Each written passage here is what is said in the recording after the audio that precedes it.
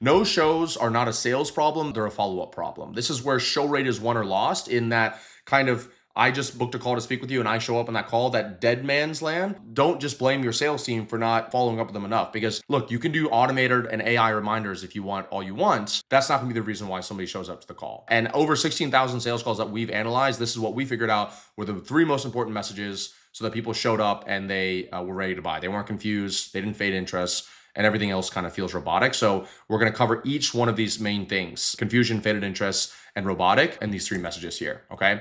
So message one is within 2 hours of booking, and you're going to eliminate confusion. So this is like, hey, you just booked a call. Here is the information on it. Here is the time zone that you're in. Here's the link to the call, et cetera, et cetera.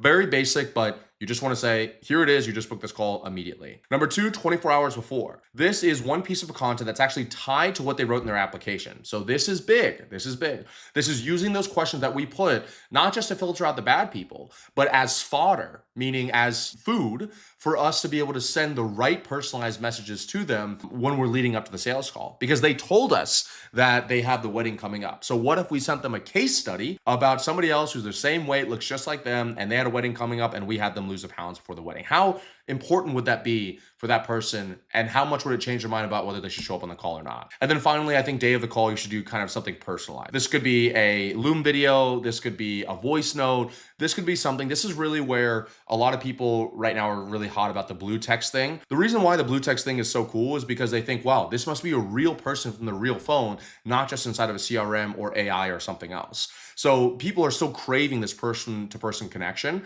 and you can give it to them. The way I explain it to my sales team is that I am not judging you by your close rate. I think close rates is a cheap number to judge salespeople by.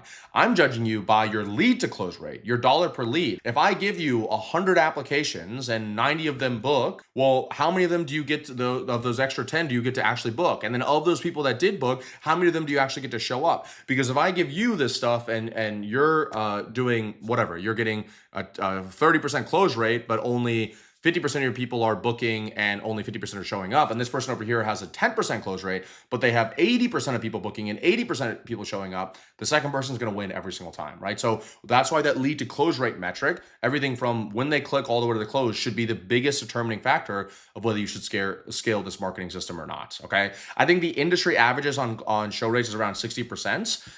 And if you can get to 80%, that's a huge gap in revenue that you're capturing, going straight to your bottom line. And I think message number two is the one that nobody sends. And here's what it kind of looks like in practice. So it'd be something like, hey, Bob, you mentioned that your biggest challenge, losing weight before your wedding, is your biggest obstacle right now.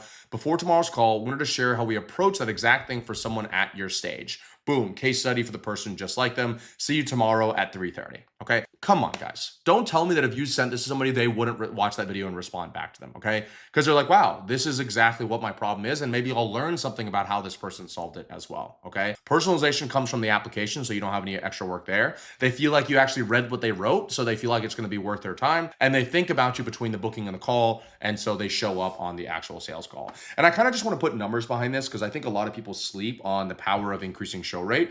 So no system, the industry baseline 60%. If you use basic Calendly appointment reminders, you can get to 65 or 70.